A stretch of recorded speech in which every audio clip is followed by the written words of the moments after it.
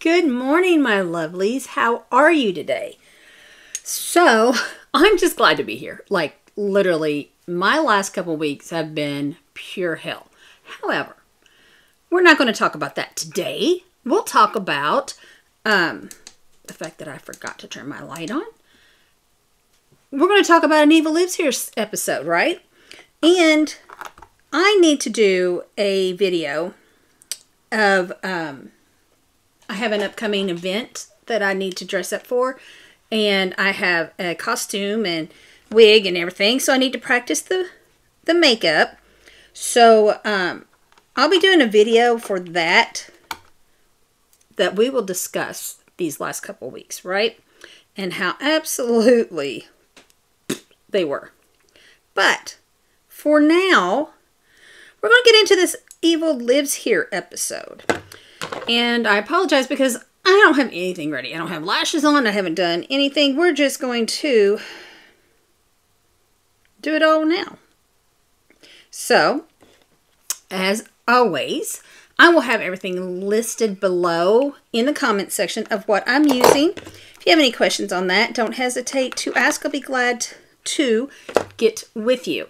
So, today's episode, well, you know what? Let me introduce myself. For those of you that are new, hi, my name is Erin. I'm not usually this. Actually, I am. I'm all over the place all the time. But we are here with an Evil Lives Here episode. Very excited. I'm glad to get back into my Evil Lives Here shows. So today's Evil Lives Here, Season 3, Episode 10, The Demon in His Eyes. So it was originally aired on March 11th, 2018. And for those of you that are new, this is a TV series that comes on, you know, any kind of Discovery. If you have just local cable channel, whatever. It's a Discovery channel, ID channel type of thing. It is true crime. They tell a story. You actually get to hear behind the scenes telling the story. However, because it is still on air. Current seasons are still going. Everything is still going. I mean, it's still a valid show. So I had to start from the beginning because when I started this, what caught my attention to the series is, I don't know, I was at home watching TV, just kept flipping, and I think I just landed on this. Something about one of the episodes just really kind of, you know, what is this about? And I kind of been addicted since. So I had to buy the Discovery Plus app, and I stream it on my TV and I watch it, but it's like $5, $5.99, something silly like that a month. And so worth it.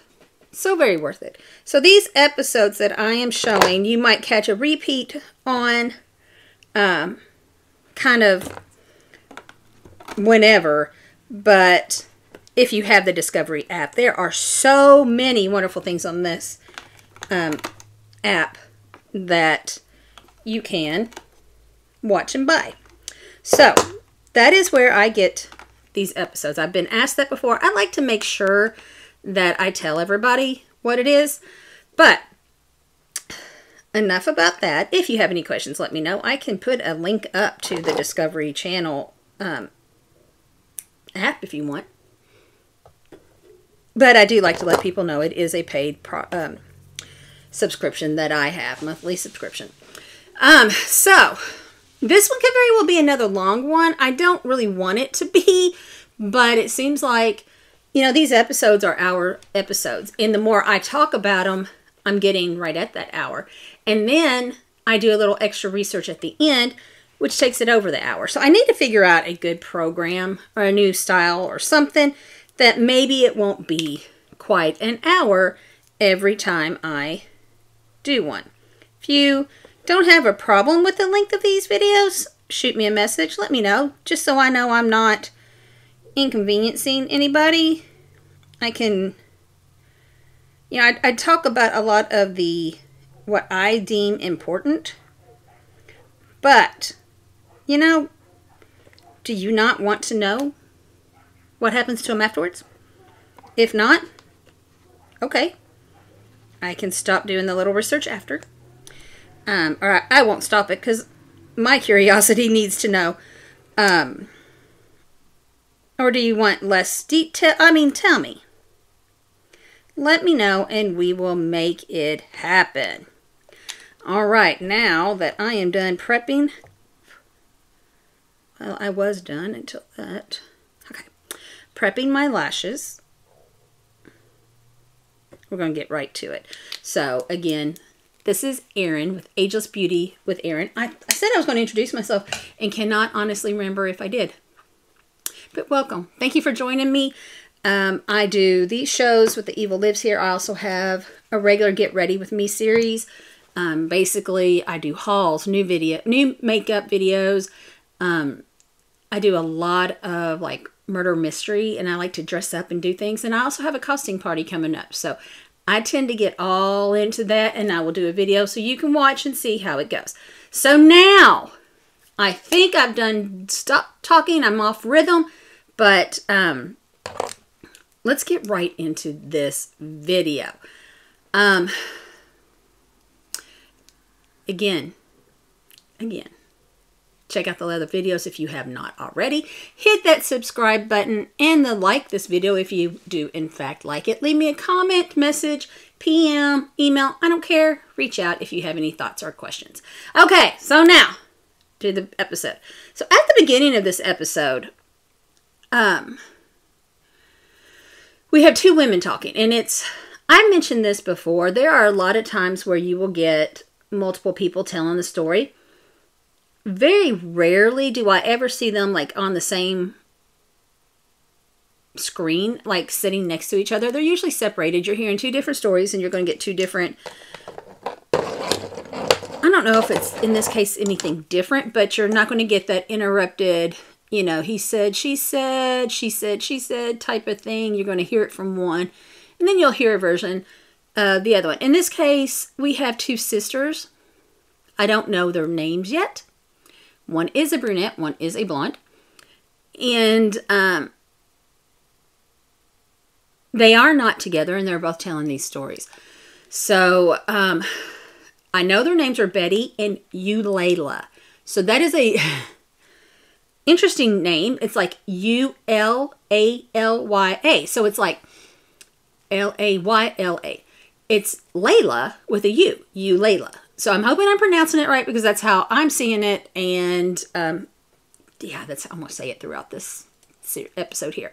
So the sisters are talking, and at this point we don't have any idea, like I said, which one's which or what is actually going on. However, they're saying that they never thought anybody would actually get to see their side of the story or hear their side of the story. And see the evil, just evil. And one sister uses that a lot. I think I will mention that again. But sees the evil that is in this house. And the other sister says that she loved her brother. She loved him very, very much. And I mean, you can tell we haven't even started and she is already very emotional. So at this point, my guess would be the brother is the evil. But it doesn't state, because the brother could very well be the victim of whatever evil we're getting ready to hear. So, I don't know. And then the original sister states that, you know, if you can look into somebody's eyes and see a demon, there's probably a demon inside of them. And we cut to intro. Now, this sister's the one that likes to use the word evil a lot, and that's okay. But it caught me interesting as she is already throwing out words like demon and evil and whatnot. So, we go to this wonderful intro, and I can't pick up my lash. And so Eulayla is the dark-haired sister, and she is saying that she was asked why she wanted to do this show. And she says, well, you know, it was my other sister's idea. So the other sister, the blonde, is Betty. And she's like, I just thought it was time that we told our story. She said, plus, Eulalia suffered so much through this. She has a lot of pain and suffering from what happened that she is still holding on to. That she still, all these years, has not released. And Betty is hoping that by doing this, it will help Eulalia heal and get through this and feel better. She really needed it. It was weighing on her. And she's hoping that she can get the pain out and start healing. So, thanks to Discovery telling us, because a lot of times most of the time they will pop up little info boxes and give us some information. In this case, it tells us that John Hardy Rose is the brother, and he committed unspeakable acts of evil on January 3rd, 1991.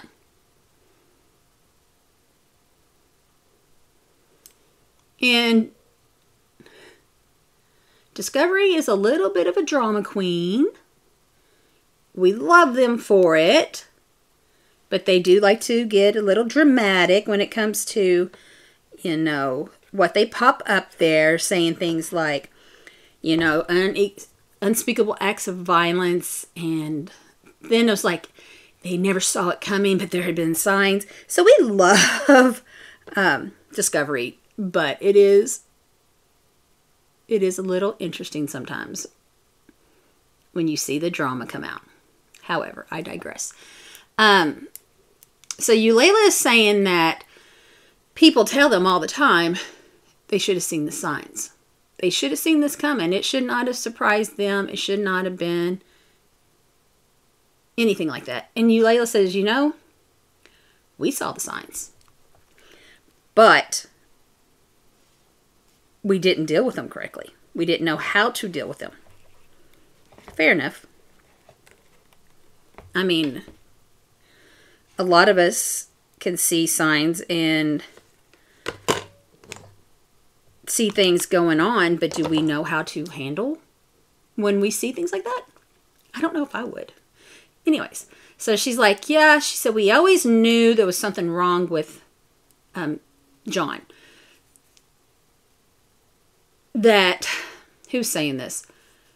Eulalia's still saying that she did know something wasn't right. She did know there was something going on. She saw red flags.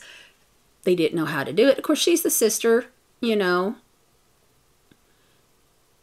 I don't know much about where the mom was or the dad or why they didn't see things and help. But that's, you know, it shouldn't be on just the siblings. But either way.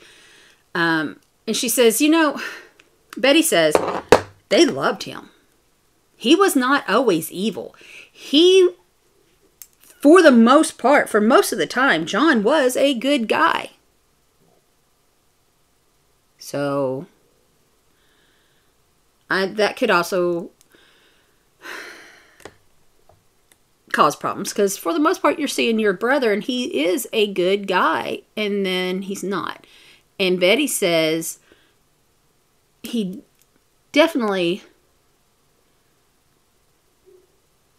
Okay, so she says this, and I'm thinking of the story, and it doesn't make a whole lot of sense, but she says that, oh, okay, now I read it wrong, that's why it didn't make sense. So she's looking at a picture, Betty is, of John when he was little. And she said, this cute little boy, and he was, cute little kid, she said, with this cowlick, which of course... I not necessarily could see a cowlick. But she said, yeah, this little boy in this picture with the cowlick was such a sweet kid. Said he was always smiling and laughing and having fun unless Daddy was home. So, yeah, Daddy is...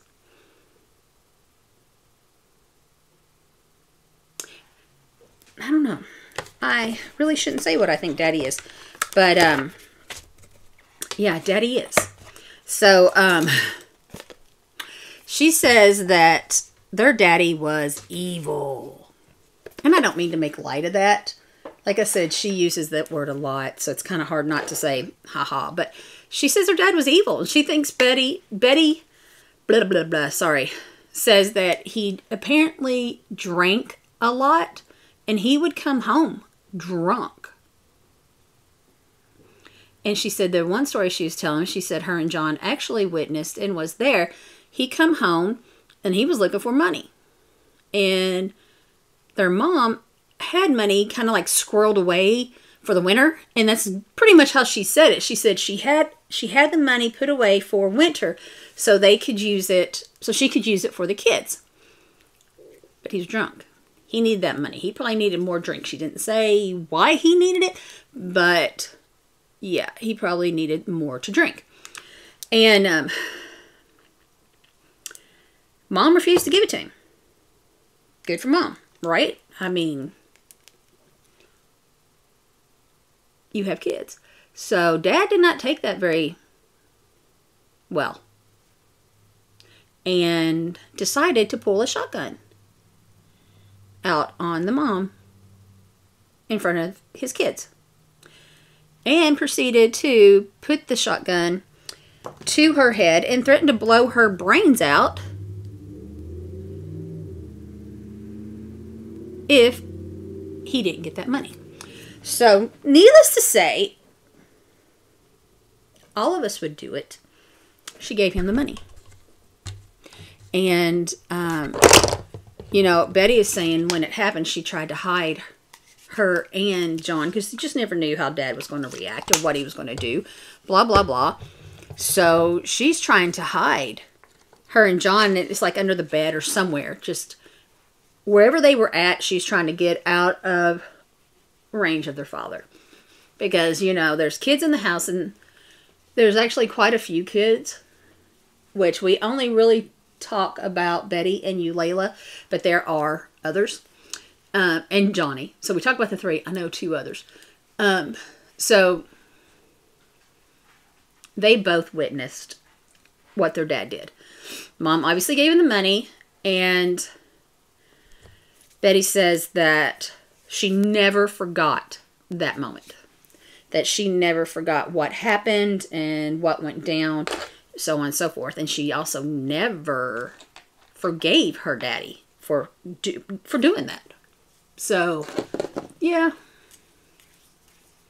I get that. I can hold grudges for stupid stuff.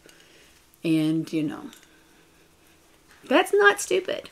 No, not at all. But she says that Johnny starts showing signs of violence. Not surprised. I mean, seriously, we're on a show called Evil Lives Here. And the sisters have already called him evil. Shouldn't be shocked. No spoiler alert needed. Sorry. So, in another story Betty is telling us, and it's not funny, I do not mean to laugh, but at the same sense, the way she says it. So Johnny and another sister of theirs, Diane, were playing. She said they were in there building something. She says, not even sure what it was, but they were building it. And Diane was an older sister and was just teasing Johnny. You know, come on, that's what siblings do, right? And she was teasing him, and he'd had enough. And decided to get up and leave. You know, so now Diane's just pretty much thinking she probably won. She got rid of her little brother. She didn't have to play with him anymore. However, he came back with a hammer. And Betty's like, yep, and he just tapped her on the head. Knocked her out cold. That wasn't no tap. I'm just going to say. Was not a tap. And wow. Let's see what she said. Diane, in her words, she's like, yep, Diane just went down. He tapped her on the head. She went out cold. She just went down. I mean, like I said, it's not funny, but the way she said it, and I don't know if it was just such a common thing, that it just didn't even register that this was not okay in any sense, form, or fashion. But yeah, okay. He just plumb knocked her out with a hammer to the head because she was teasing him. Wow. So now Layla's telling a story. And I'm thinking, I thought my brother and I fought, and we did. And I thought my kids fought, and they did. But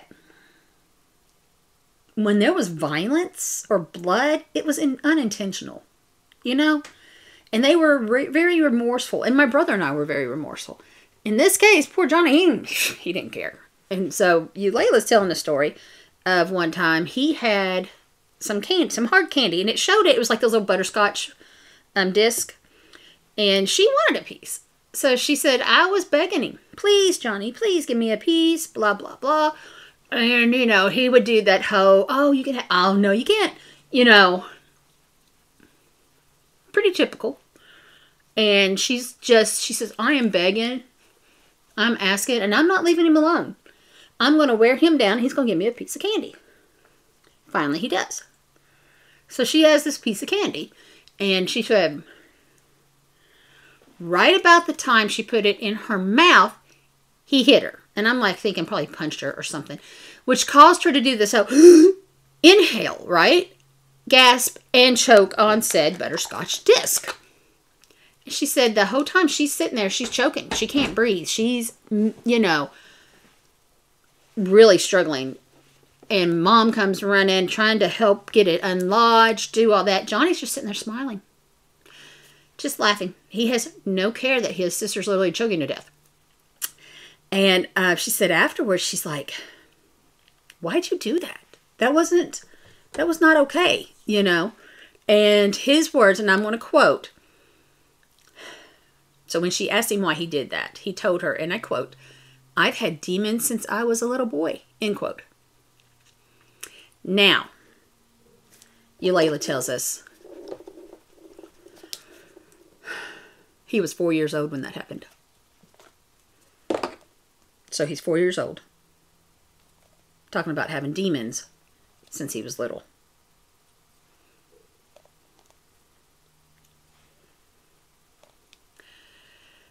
Probably a red flag.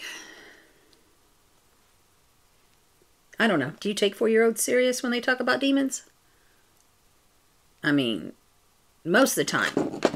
And it sounds like Betty is very religious. I don't know if the family itself was very religious. But, I mean, I could see maybe talking about demons if you are in a very religious family and raised as such. I really don't get that is the case. I just don't. I don't know. Could have been.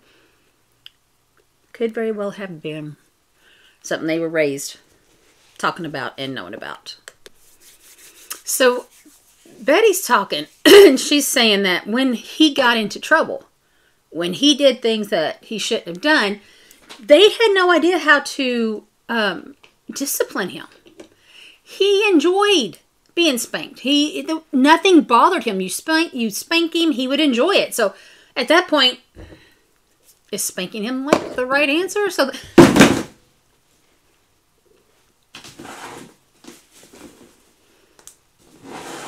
So, yeah, she said that just he felt no pain, and he would tell them he felt no pain, and he honestly thought it was pretty normal that you didn't feel pain. He thought everybody never felt pain.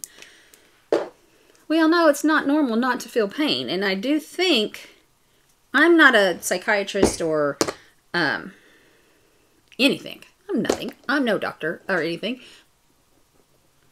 But I'm pretty sure all of us know that it's not normal. And I do think that it's a sign of something. I know there is some kind of condition for that. But, yeah. He thought it was normal, and that he honestly thought nobody felt pain. So it just became really difficult to discipline him. And especially, I am not going to sit here and argue the merits of spanking versus not spanking. Each parent has their own beliefs and decisions, and that's not for me to say. Okay? And the same with any beliefs that I had when I was raising kids. So, I know that things like spanking are a huge hot topic this day and age. But I'm just going to say this was probably the 60s. Maybe 70s. Probably 70s. So it wasn't such a hot topic. Kids were spanked. And now they can't spank him. It's not working. She's saying, you know, Johnny wasn't raised to be evil. She said, but their father wanted him to be evil and had a huge hand in making him evil. So at this point, and I'm just going to say that I don't know how old any of these, well, I do. In this situation, I do know how old he is. But in the most of the cases and all this other stuff, they very seldom tell us their age. Like we knew he was 4 years old when he did that to you, Layla. Have no idea how old he was when, I know he was young, when Dad pulled a gun on Mom. So, I mean, we don't always get ages. But this time we do. So, Mom and Dad are divorced at this point, okay? And I get the feeling that none of the siblings really had a lot to do with dear old Dad. But Johnny decided one summer he was going to go spend some time with his dad. And so he did. Now, Betty's telling the story, and Betty's telling us that Johnny actually told her this story. But besides being a drinker, Dad liked to visit the women of the night. He made it a habit to visit and spend quality time with working women. And this summer that Johnny's there, he decides Johnny needs to also go. Okay? You get what I'm saying? And one of his women that he visited and liked a lot was an older lady, I believe 64 years old. So he goes and he visits said woman. And I hope you can't hear that, but just for a few minutes I'm burning up. Forces him to have sex with this lady. Okay? Obviously, we don't know anything about what the lady thinks, whatever. But Betty's telling us that Daddy Dearest has told Johnny that if he doesn't, he was going to whip him and rip him really good. So, he does. He was 14. And Betty said when she heard that story, she cried. And she said Johnny was an innocent at that point. He never had a girlfriend, never had sex. I'm sure he was very curious and very whatever, but had never done anything, right? And she said after that, and she said, and he was devastated by it. She said, yes, she cried, and she was devastated, but she said, you know, Johnny was also devastated. And she said that really changed him. After that, he was never the same. He went to his father's, a young kid, and came back an angry, very angry man. So, sad. I mean, there's just nothing okay with that. Nothing.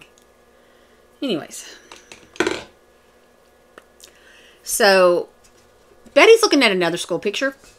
And, again, I don't know how old he is. He is older. He looks teenage-ish.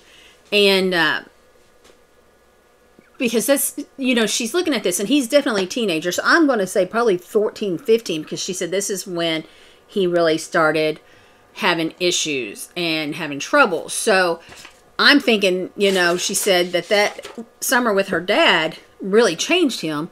And now we have this picture. It probably is about the same time period, right? It's honestly just a guess. So anyways, other than anger issues, Johnny starts having very disturbing dreams and nightmares where he was seeing people dying. Now,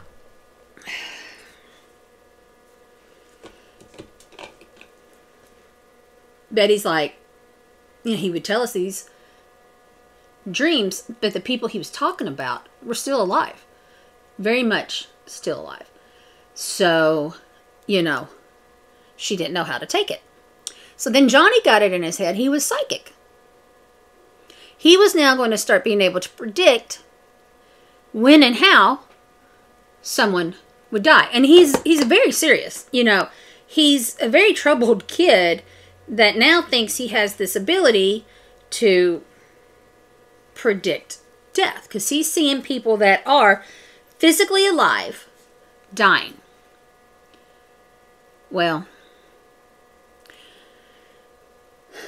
Mama decides just to tell him, you're not psychic. You're okay. And be done with it. And, you know, I'm sure Johnny's like, okay then. I'm not psychic. My mom said I wasn't psychic, and I don't need professional help or anything. I'm okay. I don't know. What about you? I might have handled that a little different. Including talking to a therapist, afraid that he's not seeing, he's hoping for these deaths. I mean, and I don't know. Nothing else is said about this. Mom told him he wasn't psychic, and I guess he's cured. And I should not be so angry about it, but I really am, because that right there is truly a missed opportunity. A missed opportunity. So that's literally all that is said about this. So now he is having visions. He thinks he's psychic, and he's also violent. So now Eulalia's back. Lily, like I said, that is all that is mentioned of that. And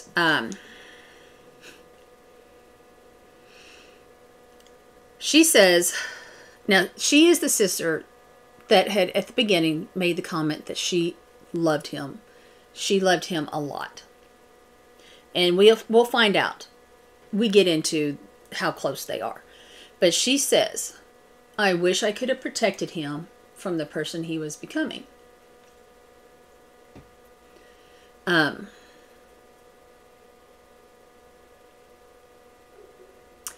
In that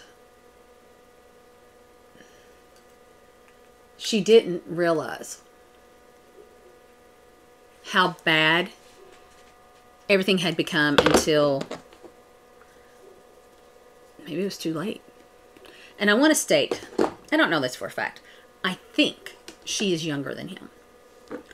So I don't know if that makes any of this any easier, but I do think Eulalia's younger. So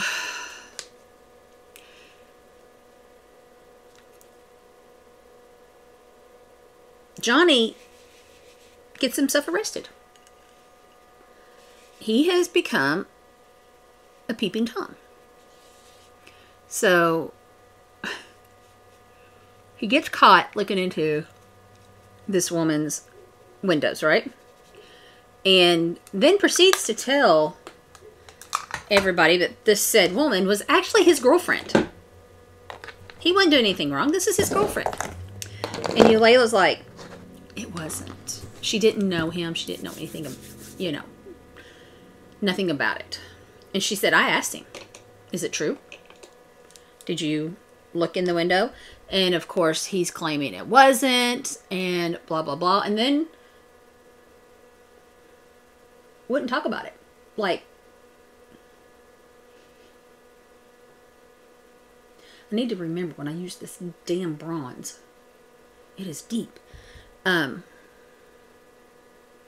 he wouldn't talk about it. He shut her out. He told her to mind her business and basically get over it. So she said, you know, she knew.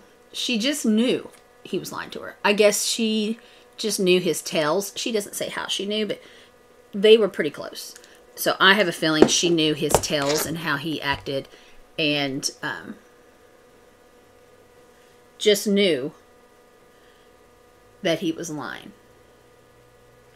So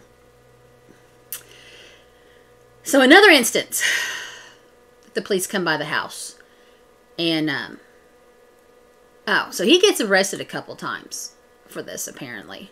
And I'm sorry, I was just getting ready to repeat the story of him saying it was his girlfriend. But Eulalia says this was going on and this was a problem, but nobody would talk about it. Said their mom didn't want to talk about it, didn't want to acknowledge anything. She said it was just like hush hush. She said, and that was a problem. It should have been dealt with. It should have been talked about. And I'm glad she sees that.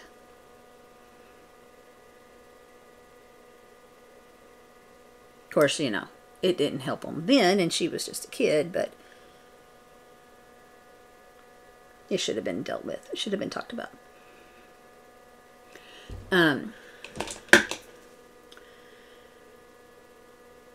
Yeah, he just kept getting caught. He kept getting worse, and he kept doing it over and over again. Like, he had no concern. He didn't care. And he just kept getting caught, getting arrested, getting in trouble. And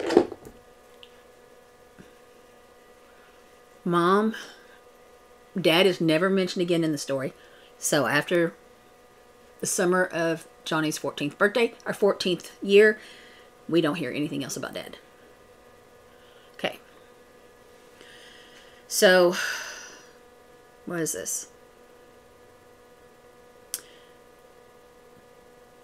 He kept doing it. He kept getting in trouble. He kept getting caught. And Eulalia kept trying to talk to him about it. Find out what in the world was he doing and why he was doing it. Finally, he told her. He's like, it's fun. I enjoy doing it.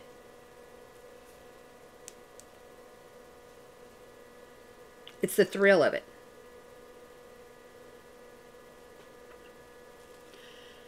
Okay.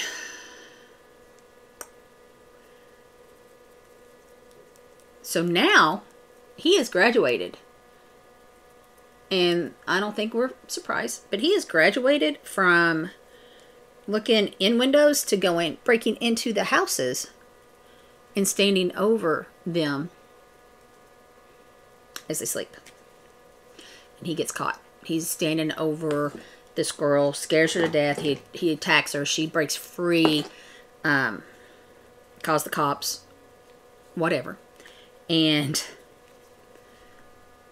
in the wonderful saying of go big or go home, this is the mayor's daughter that he has now done this to.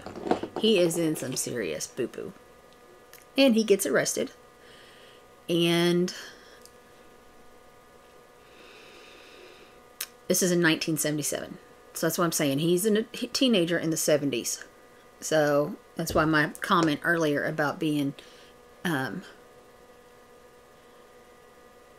spanked was probably in the 60s. So, okay. He's arrested for attempted sexual assault because he has broke in. He has stood over this woman and he actually tried to attack her, but she fought him off and he ran.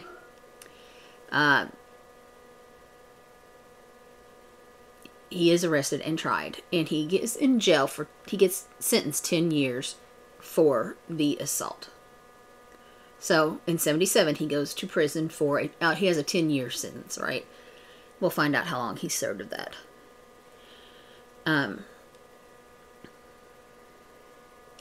Okay, so Layla is back, and she said she would visit him in prison. And nobody ever talked about what happened. She said she didn't want to ask him. Said, I didn't want to ask him, did you do it? Why'd you do it? Because I didn't want him to tell me he did it. She's like, I knew he did it. But having him admit it would have been devastating for her. So, whenever she would visit him, they never talked about it. Okay. However, Mom was in deep denial. No way he did it. He's being framed. Blah, blah, blah. And she never truly would believe that he was capable of doing something like that. So, Mom was in complete 100% denial. So now Betty is... Okay, hold on. He was released in 1984. So he spent 7 years in prison for his 10-year sentence. It's better than the average, I guess. And Eulayla is saying that when he returned, he was not the same person. No surprise. He was a completely changed person. And she was like, where's my brother? You're not my brother anymore. You're not the same. But, yeah. So he spent 7 years in jail. And he got out in 1984. So Betty is telling a story where she, Johnny, and a couple other people, she doesn't really specify who, were at a bar and drinking. And I'm like, well, this story's not going to, it's not going to be a good story. And, yeah, so apparently some guy said something to Johnny. Set him off. He attacked said boy. And Betty's like, he was going to kill him. He had a knife to his throat. He was going to kill this guy. She said, I jumped up, got in the middle of it, and talked him down. She said, had I not been there, this kid would have been dead. Let's keep taking him out to drink, please. And it wasn't long after that, apparently, that he completely loses control. And he confesses to Eulayla what he did. Okay. So, Johnny is dating a girl at this time. And I don't know if they lived together or what during this. But one night, he wakes up and just gets the urge to choke her. Said he just started choking her. And he has no reason why. She didn't do anything wrong. There was nothing happened. He just felt like, I'm going to choke her today. And so she's awake. She's clawing at his throat, his hand, trying to get it off of him, whatever. And then he's just like, done. He just stops. And the girlfriend is like, what in the hell? What are you doing? And he convinces her she just had a bad dream. Yep. It was just a dream. Nothing's wrong. Nothing happened. I can't believe you would think I would do such a thing. And I guess girlfriend believed that. I don't know. So, yeah. He is getting violent. For no reason. No shock. So, Eulayla tried to help him. Apparently this relationship doesn't last because he moves in with Eulayla and Eulayla helps him get a job and he is driving truck. Okay, so she doesn't really give us a lot of specifics. So I don't know if he's long haul or weekend only or if he is home every night. She really doesn't specify. She got him a job as a truck driver. She said it was going well. And he moved in with her. So,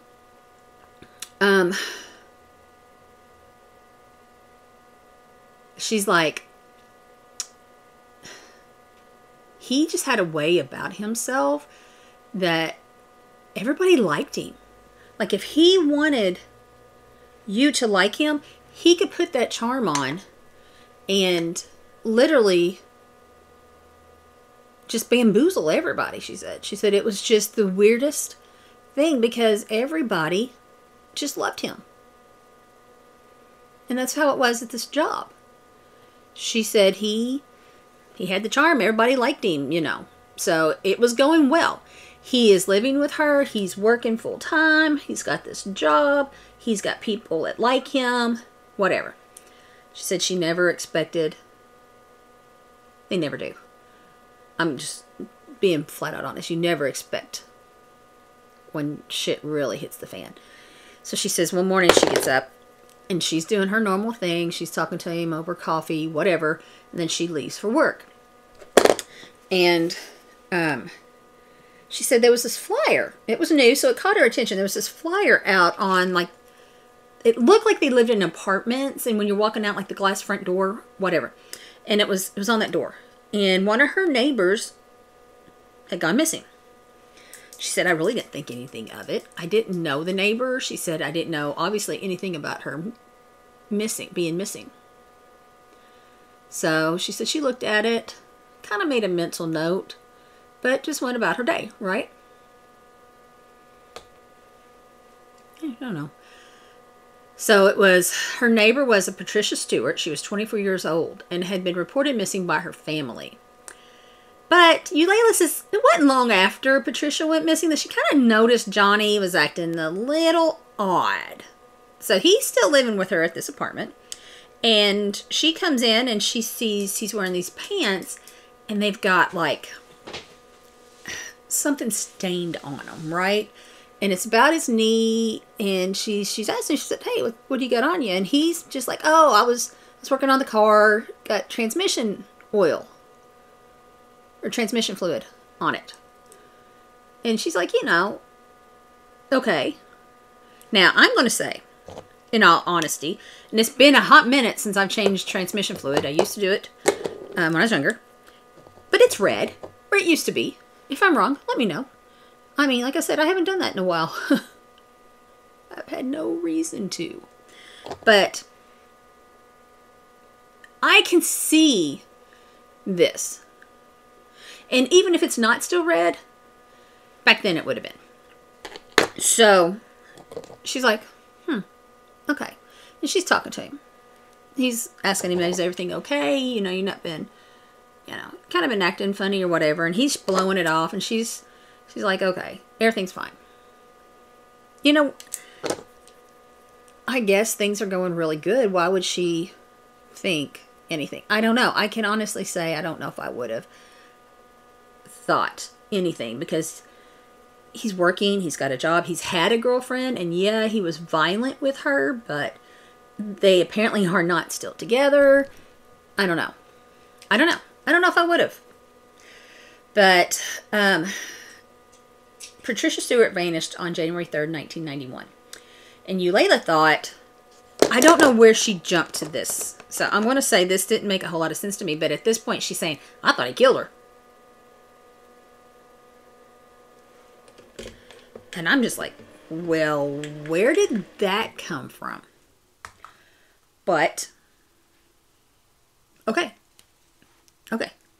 So, Patricia's family apparently was a very close-knit family. And they were, like, beating the doors and the bushes looking for her. And they got the FBI involved.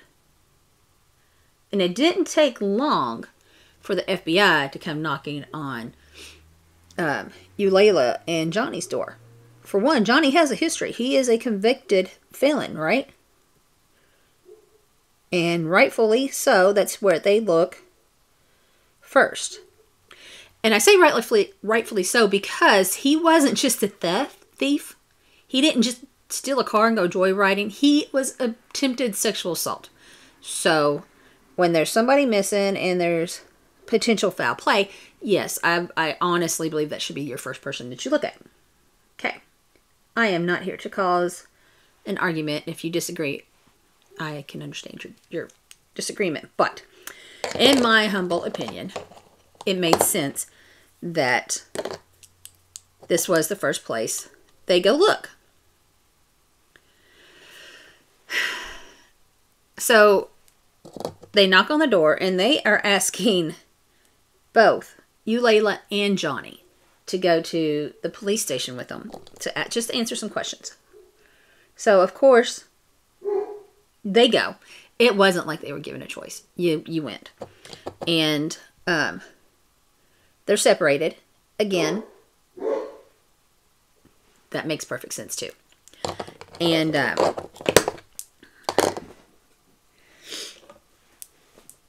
she said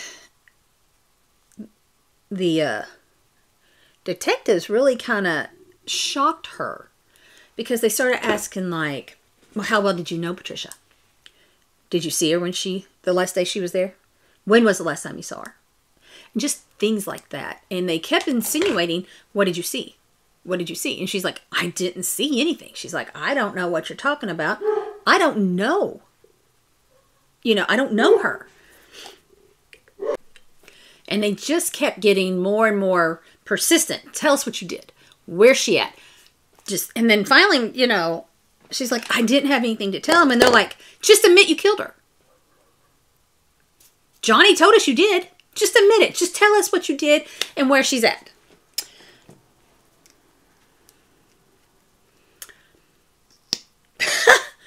I was not expecting them to say, well, Johnny said you did it. Where's the, you must have done it. And they're telling her, you need to tell us what it is. You're going away for life, for murder. That is penalty, death penalty, blah, blah, blah. She said she was just in so much shock. She couldn't believe what she was hearing, which I really couldn't either. And they're saying, or Johnny is saying, that Eulayla killed her and threw her in a dumpster. Well, I can't remember. I'm not even sure if they'd had told us at this point how long Patricia had been missing. And I don't even know where they're at this point. And that does become something that's a little confusing. Because a couple places are mentioned. But I would think a body in a dumpster would probably be noticed pretty quickly. Would start smelling. I don't know. I just don't really know. But it doesn't make a lot of sense to me. But I would thought she would have been found just by smell alone by now, So the police are saying and telling her that they found, quote, damning evidence, unquote, in the trunk of Eulayla's car. I thought I had something all over me. They found Patricia's blood. There was other things they found in that too, like zip ties and just other stuff that are just suspicious, And Patricia said, no, not Patricia, I'm sorry. Eulayla says, that's when I knew Johnny's done this. He killed this woman. And now he is blaming me and I don't know what to do. She's like, I had no idea. So she asked if she could go talk to him.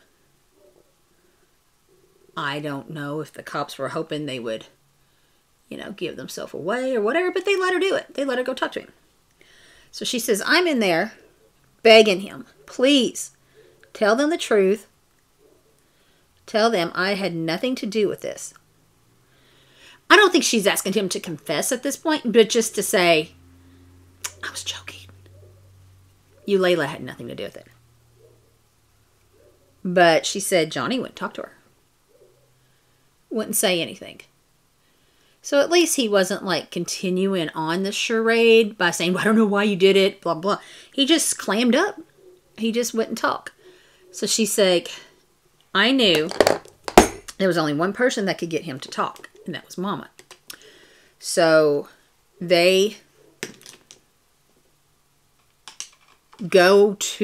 police go get his mom and ask him to come out. And well, they tell him what happened. And Mom's like, okay, if he is involved,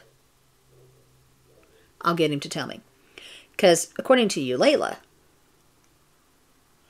the only person that he couldn't lie to was their mom. So, Mom, where's it at?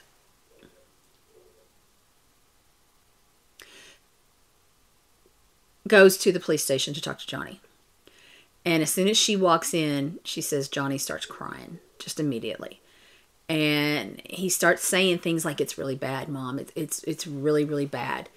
And Mom's like, tell me what happened. What's going on, right? She's trying to talk to him, and he just, for the longest time, would just keep repeating, it's bad. It's really, really bad. And eventually, he does. He talks, and he tells her,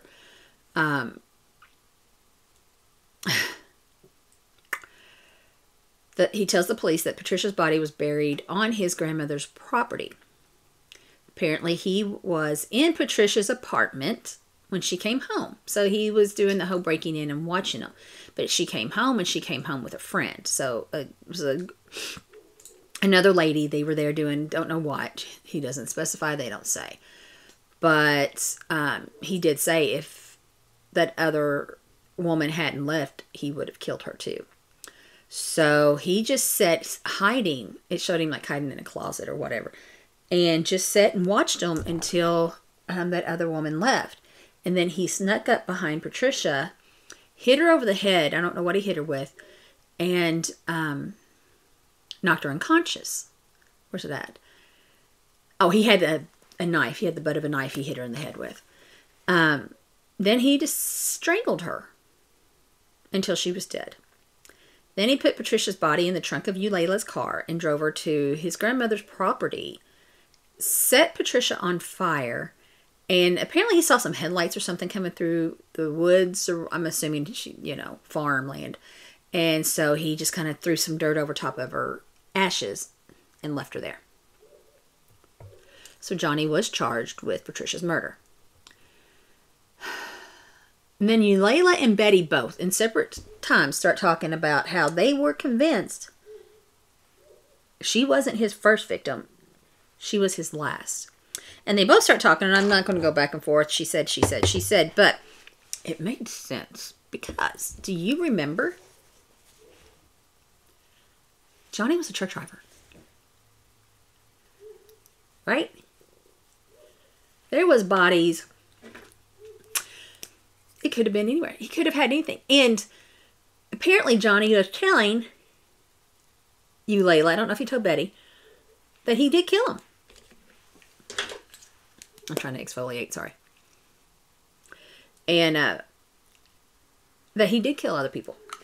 But he would never confess to it. So what he said to Layla really didn't mean a lot, because he wouldn't give any kind of details or any way for them to prove he wasn't just talking crap, right? And now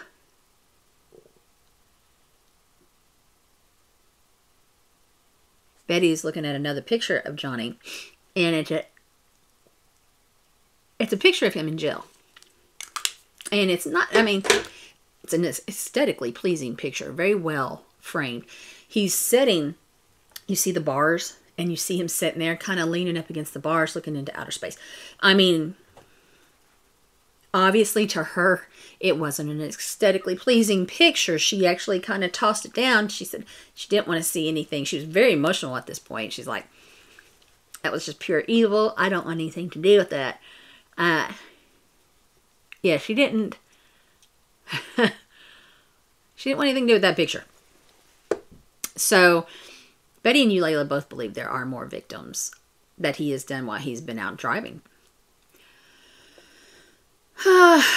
So Eulayla is now talking, and she's very emotional. She's looking at a picture of Patricia, and she's like, she did not deserve this. Nobody deserves this. She's like, she's a beautiful woman, and she was.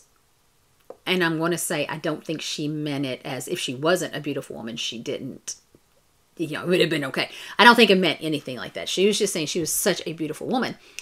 And she's just so upset and so heartbroken of what happened to her. And she struggles with the fact that it was her brother that did this. That it was her brother that caused this unimaginable pain to somebody. And then not only to Patricia, but to her family, who looked and searched and did everything in their power to bring their daughter home and were unsuccessful. I mean, he hurt many people. And I'm going to say, including Betty and Eulayla, especially Eulayla. And she said they lived in a very rural community. That's very difficult to say. And they were guilty by association. So in this town that they lived in, they were also guilty. They were being blamed. It was something that they should have stopped. They should have seen. They should have, you know. She said it was difficult. She said it was a very difficult time. So now she's saying that Johnny told her that he killed 204. Yes, that is 204 people. That's a lot. Like, I don't know the statistics for the most body count by the biggest serial killers that we know by name. But I think 204 might be a little bit up there. And she said the way he acted, she thought it was true. She thought he was telling the truth, that he really did.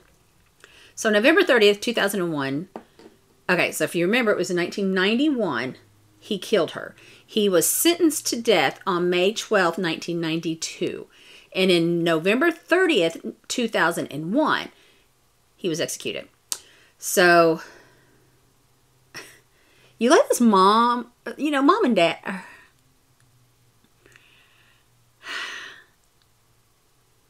I'm sorry, but mom, I don't even know. Very much in denial. So she thinks the date of the execution, that if she doesn't go, they're not going to execute him. They won't execute him when his mom's not, or no, take that back. Reverse that. She thought if she went, there's no way they would kill him in front of her. She's his mother. They wouldn't do that. And Betty and Eulayla are both like, Mom, yeah, they will. It really doesn't matter if you're there or not. He's convicted of this crime. And this is the date he's going to be executed. And it was she was just in denial all the way up to the end. If she shows up, they can't do this. So Betty says her and Eulayla stay downstairs. I guess in a room in the basement. I don't know. She just says they stay downstairs. And Mama went up to watch it. And she said they're sitting there together. And they knew the exact moment that he died. Because when it happened, Eulayla took a gasp for breath. And Betty looked at her, very concerned. And she was like, he's gone. So Eulayla knew. They had that connection. And she knew the moment he passed. And then they're saying that when their mother came down to get them, she was smiling. It was like she finally accepted it. It was over with. And she could breathe again, right? And Eulayla said they knew at that point their mom was going to be okay. So Betty and Eulayla are talking, or no, Betty is talking about how close her and Eulayla are. And she makes a comment that they're the only two left. That doesn't make sense to me. And I'll get through it and towards the end and tell you more why that doesn't make sense. I know Mom passed away in 2005, but nothing is ever again mentioned of Dad. Nope. Daddy Dearest is never mentioned again. But the two sisters particularly talk about how close they stayed and helped each other get through it. And then Betty, at the beginning even, and she tells it again, that this is what she's hoping by talking about their story, by coming on here and doing this, that Eulayla will get some relief and be able to move on. And I'm thinking, 7 in 1991, and this obviously was 2018. She's lived with this for quite a number of years. I hope she did. I hope she was able to move on. And Eulayla is now talking, saying that she misses her brother. She misses Johnny. He was her best friend. So that's how close they were. You know, they lived together. They did everything together. And they were best friends. So, and that it explained a lot about what Eulayla went through. The betrayal she had when Johnny accused her of murder and used her car, and just it explained a lot. So now, that was the end of the episode, and we're going to go over to DuckDuckGo. I enjoy that little search engine. And let's see what we can find. So the first place I find that comes up, and I always like to look at the very first one because those are usually the more updated episodes or updated sites. And this is thedailycrime.com. So it says, John Hardy Rose murdered neighbor Patricia Stewart and his sisters talk to Evil Lives Here. The article is dated April 24, 2018. So it's probably right after the Evil Lives Here episode. So I don't know why it would have been on top being the most recent, but there you go. It's a discussion on what Betty and Eulayla talked about on the episode that we just discussed. So I don't know if, I don't need to go through this because a lot of it's already done, but I'm looking to see what is mentioned that we don't know about. So it does say his mother prompted him to reveal that he killed Patricia. We know that. And he told where he buried her body. Okay. Then it says that John Hardy Rose waived his rights and explained that he had been in a secret relationship with Stewart and that he killed her after she threatened to have him arrested for rape if he tried to leave her. And that, no, that's not mentioned in this episode. So then it says that Rose explained that he stabbed her repeatedly before wrapping her body in bed sheets. And then he put it first in his car and then moved it to his sister's. So it never mentioned in the article that in the episode that he actually stabbed her. Makes sense because there was blood found, if you remember. But in the episode, it talks that he just strangled her, And now it's saying that he stabbed her repeatedly. Then he drove her body to the grandmother's farm where he set her on fire before burying it. So he was sentenced to death in 1992, and that was carried out. The execution was carried out November 30th, 2001. He was 43 years old and executed by lethal injection. So this was interesting, and it kind of got my juices flowing because it said there was a late appeal for clemency by Pope John Paul II. And I'm like, hello, Pope? Seriously? And I'm really, I was like, okay, I got to figure this one out. Now I'm at theCinemaholic.com, which I do use this one quite often. And the article is named Patricia Stewart Murder. Is John Hardy Rose dead or alive? We know he's dead. It was dated August 9th, 2022. So it's a lot more recent. And, okay, so we learned a little bit about Patricia. She was born January 23rd, 1966, killed January 3rd, 1991. Almost 25 years old. So, her birthday was in 20 days. Her body was discovered 12 days after the family reported her missing. Says Patricia spent most of her time in North Carolina. So we know during this time it's North Carolina. Worked at the Stanley Furniture Company with her brothers and sisters. So they were a very close-knit family. And that's why they all got in arms when she went missing. And then they called the FBI in. It made perfect sense. John Hardy Rose lived with Eulalia and her boyfriend. That's never mentioned. A boyfriend is never mentioned by Eulalia. Doesn't necessarily mean it changes the story. It just means, I didn't know that. So on January 10th, the SBI. I had that wrote down somewhere what that was. Bureau of Investigation. What does the S stand for? I don't remember. I had that somewhere. Back when they were talking about... Okay, I'm going to find out what it means because that bothers me. State Bureau of Investigations. I knew I had it, and it was something that I obviously should have mentioned before. They conducted a thorough search of Patricia's apartment. They found a small droplet of blood on her bed, the headboard, the walls, and in the bedroom, and the blinds behind the bed. So stabbing makes a lot more sense now, right? They also found a small piece of fingernail by the door of her bedroom and another broken nail on the porch. All evidence that were taken in by the authorities. 5 days after the extensive search on the apartment and during interviews, they found the body buried in a shallow grave near Lower Wolf Creek in North Carolina. It was Patricia. Leading up to the discovery of Patricia's remains, investigators conducted several interviews with John, who initially gave conflicting accounts of his relationship with Patricia.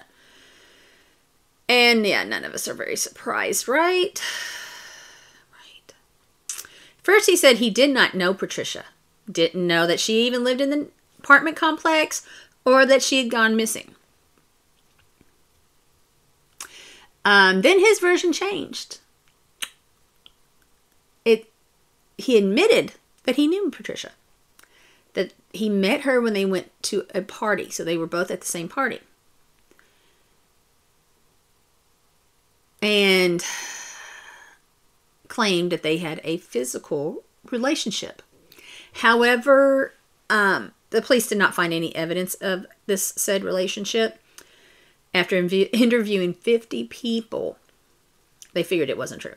And honestly, if you remember, he had a history of doing this. The first woman he was caught peeping, he claimed she was his girlfriend. So, yeah. There's no mention in this where Johnny claimed Eulalia or said she did it at all. So that in everything I read, I never found another mention that he did that. So maybe I don't know. So then it says that John changed his confession at the trial. And he stayed pretty much consistent with his original story. But he again talks about the secret relationship with Patricia. And said he went to her apartment. It was after midnight and he was intoxicated. And he was there to end their relationship because he was going to move out of town to Alabama, with his girlfriend. Okay. And he claims that Patricia refused to break up and threatened to file a false rape case against him if he left her. So then he changed the story where he said he had a knife originally and he attacked her with a knife. Now he claims that he defended himself and accidentally hit her head hard enough that it killed her. And he doesn't remember strangling her. He maintains he didn't mean to hurt her. He was defending himself at this point. She was threatening him.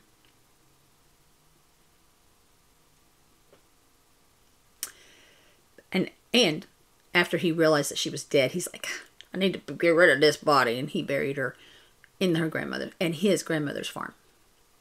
So many different, okay, so there was a lot of appeals for this, okay? There was, okay, it says to different courts, okay, several appeals to different courts by the perpetrator's legal counsel, as well as an appeal to grant clemency by the Pope John II. And even though he had all those going on, he was still executed by lethal ejection at the Central Prison in Raleigh. And he waived off his right for clemency. There was apparently clear evidence of error and incompetence on the part of the state-appointed legal counsel. Which, of course, this is new information. And this is probably why the Pope got involved. So his legal team is fighting for him, even though he's like, I don't want it. I don't know why. But, yeah, he said he didn't want it. And I guess they probably got the Pope involved. But I guess he didn't want clemency. So he stayed in prison. There was a lot, when I kept searching, a lot mentioned about this YouTube video. An episode of a story. I don't plan to watch it. I just, spend a lot of time doing this. I don't want to continue to spend all my night and day doing it. But it's a documentary, and it has all the siblings, which, what I can tell are Diane, Wanda, Betty, John, and Eulayla. And it's a 45-minute documentary, and apparently all the siblings besides John are there and talking. So if this story interests you, and there's a lot about it that I can say, yeah, it's kind of interesting, might not be something hard to watch. Just type it in the search engine. It is a YouTube channel, so just watch the video. And on that note, I'm going to end this episode. It was a little bit longer than I wanted. At the end, when I was searching, there was so much, the Pope threw me off. And then him change the stories wouldn't have shocked any of us, but at the same time, I got to tell you what those were. So, there you have it. And that is the story. Again, let me know what you think, what you thought. And let me know about the links of these. Should I continue to really hone down and shorten it? Should I stop searching at the end? Let me know. I really want to know. So, until next time, guys, thank you. I love you, and have a great day. Goodbye.